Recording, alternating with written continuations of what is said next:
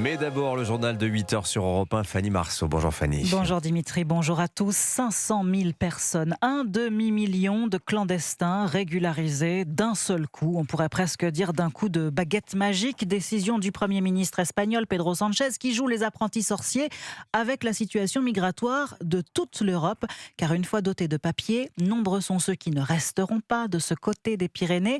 Et c'est justement ce que craignent les Républicains et le Rassemblement national qui tirent la sonnette d'alarme. Près de la frontière, les habitants retiennent leur souffle. Reportage au Boulou, à 10 km de l'Espagne, du correspondant d'Europe 1, Charles Lhuillier.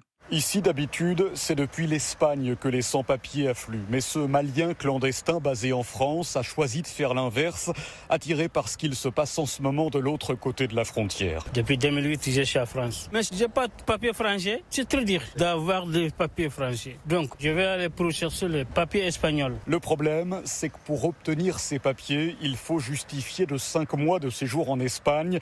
Mais il a trouvé la solution. L'Espagne, j'ai jamais allé là-bas. Mon ami, il est là-bas. Là-bas, il va donner le papier espagnol. Parce que si tu trouves papier, tu peux voyager. Voilà. Si tu as des papiers, tu peux voyager. Et dans tout l'espace Schengen. À commencer par le Boulou, craint Claudie, qui vit ici. Ça fait énormément de monde là. On risque, nous, d'avoir des conséquences au Boulou et autour. Donc, on va encore avoir des problèmes. Rien que l'an dernier, 8300 étrangers en situation irrégulière ont été interceptés dans le département. La crainte ici est donc de voir ces flux à nouveau augmenter. Le Boulou, Charles Lhuillier, Europe 1. Une crainte justifiée car la France est en première ligne aux portes de l'Espagne et qu'avec des papiers valables dans tout l'espace Schengen, les nouveaux régularisés pourront circuler partout. C'est ce qu'expliquait ce matin sur Europe 1 le directeur de l'Observatoire de l'immigration et de la démographie, Nicolas Pouvreau-Monti. L'Espagne, qui est vraiment une exception dans un contexte européen de durcissement, impose leurs décisions et leurs conséquences à l'ensemble de la zone. Parce qu'effectivement, avoir un titre de séjour valide en Espagne, c'est pouvoir circuler librement dans l'espace Schengen. Alors, l'accord Schengen a été signé en 85. L'idée principale, c'était de permettre aux travailleurs européens de passer librement d'un pays à l'autre pour y exercer leur activité. Mais le problème fondamental, c'est qu'on a étendu le principe de la libre circulation aussi aux ressortissants extra-européens dans la zone. Et c'est ce qui fait qu'un titre de séjour Schengen donné en Espagne permet d'aller en Allemagne. C'est ce qui fait aussi que lorsqu'en 2021-2022, le gouvernement avait essayé de réduire les visas donnés à certains pays du Maghreb pour forcer les régimes de ces pays à mieux coopérer dans la réadmission des clandestins, qu'ont fait les demandeurs de visas. Ils sont allés dans les consulats espagnols ou italiens en Algérie ou au Maroc et ils ont obtenu des visas Schengen qui leur permettaient d'aller aussi légalement en France. Nicolas Pouvreau-Monti, invité d'Europe 1 matin à 7h10. Interview complète à retrouver sur le site et l'appli Europe 1. Alors qu'en pensez-vous? La France doit-elle renforcer ses contrôles aux frontières compte tenu de cette régularisation massive en Espagne? C'est la question du jour. Sur le site et l'appli d'Europe 1, donnez-nous votre avis. Vous pouvez répondre dès maintenant. La guerre au Moyen-Orient maintenant, peut-être un espoir de cesser le feu entre le Liban et Israël. Les dirigeants des deux pays devraient échanger aujourd'hui. C'est en tout cas ce que déclare Donald Trump ce matin, mais une source officielle libanaise assure que Beyrouth n'est pas au courant. Cette nuit, le président américain avait déjà annoncé discuter de la tenue d'une deuxième session de négociations avec Téhéran, se disant optimiste sur les chances d'un accord. Des annonces qui nous préservent pour le moment de toute nouvelle hausse des cours du pétrole. Mais le blocus américain du détroit d'Ormuz, les menaces iraniennes d'entraver l'accès à la mer Rouge et la trêve toujours fragile entre l'Iran et les États-Unis rendent impossible toute baisse des prix à la pompe. Un enfer pour les automobilistes en France, d'autant que le gouvernement n'a pris jusqu'ici que des mesures ciblées pour aider une partie des entreprises. Son projet de décret pour encadrer les marges des distributeurs a déclenché la colère des premiers concernés. Pour l'heure, il reste donc dans un tiroir, Arthur Delaborde. Un décret prêt mais gardé sous le coude comme arme de dissuasion pour éviter les effets d'aubaine chez les distributeurs. Au-delà de la communication, la stratégie reste la même.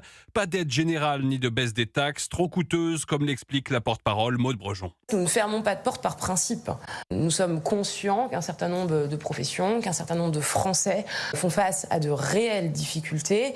Nous pensons que l'approche, encore une fois, sectorielle et ciblée est la bonne approche, parce que c'est une approche qui est à la fois efficace et respectueuse de l'état des finances publiques. Sans marge de manœuvre, l'entourage d'Emmanuel Macron insiste sur le détroit d'Ormuz. Objectif affiché depuis 1 mois et demi, bâtir une coalition pour sécuriser les flux et stabiliser le passage stratégique pour le pétrole mondial. L'autre priorité, selon l'Elysée, c'est le long terme, sortir de la dépendance aux hydrocarbures avec l'électrification.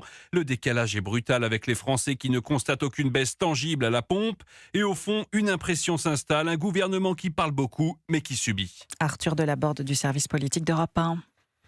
Vous écoutez Europe 1 matin, il est 8h06. Connaissez-vous, Dimitri, le canon français ? Et oui, les grands banquets où on mange du saucisson en buvant du vin à la bonne franquette. Et oui, c'est ça, moment festif et dansant. Voilà pour l'ambiance Stade de France. Bon enfant, a priori on l'entend. Mais pour la France insoumise, écoutez, c'est un paravent extrémiste qu'il faut interdire. Le prochain, prévu au Parc des Expositions de Caen ce samedi, fait l'objet d'une pétition pour être annulé. Pétition soutenue par LFI au nom, dit l'extrême gauche, du barrage républicain. Incompréhensible pour le canon français, Charles Bouchin. Des banquets XXL, des bérets, du vin rouge dans les verres et des plats du terroir dans l'assiette, le tout sur un fond de variété française. Voilà la promesse des soirées festives du canon français. Alors quand Pierre-Alexandre Deboise, un des fondateurs, apprend qu'une nouvelle fois LFI veut faire interdire cette grande fête, il ne comprend pas. Peut-être qu'il y a une détestation du concept. Nous, on est là pour faire la fête, donner de la joie aux gens, valoriser les produits du terroir, soutenir nos filières agricoles qui en ont parfois bien besoin, valoriser les circuits courts, servir des vins français et faire la fête, tout simplement. Et d'ailleurs, depuis 4 ans, ces fêtes séduisent de plus en plus de bons vivants. Le canon français en est à une centaine de banquets organisés pour plus de 100 000 personnes rassemblées partout dans l'Hexagone. Notre événement rencontre un franc succès, c'est-à-dire que les gens reviennent encore plus nombreux. On reçoit des milliers de messages de soutien, de gens qui veulent venir. Il y a des gens qui attendent que ça passe près de chez eux pour venir participer. Samedi, pour ce banquet à Caen, l'organisateur espère que des partisans de la France insoumise ne viendront pas tenter de perturber la soirée. Des forces de l'ordre et un service de sécurité privée seront mobilisés pour veiller à ce que tout se passe dans le calme. Charles Bouchin. Le football, la victoire hier du Bayern de Munich en quart de finale retour de la Ligue des Champions. Victoire 4-3 hier soir face au Real Madrid. Les Allemands qui sont vainqueurs de la Ligue des Champions à 6 reprises ont montré qu'ils sont un très sérieux prétendant au titre, Cyril de la Morinerie.